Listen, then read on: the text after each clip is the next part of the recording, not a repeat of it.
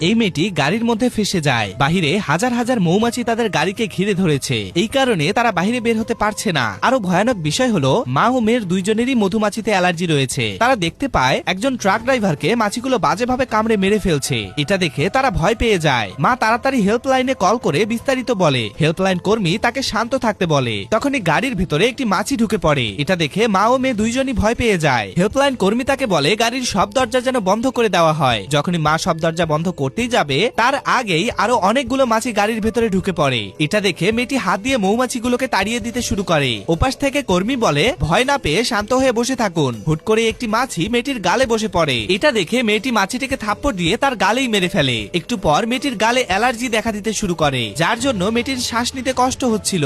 Helpline কর্মী তাকে তাড়াতাড়ি বলে মেয়েটির গায়ে যেন তাড়াতাড়ি অ্যান্টিবডির ইনজেকশন দেওয়া হয়। মা তার ইনজেকশন বের করে মেয়েটির গায়ে ইনজেকশন দিয়ে দেয়, যার জন্য মেয়েটি আস্তে আস্তে সুস্থ হতে শুরু করে।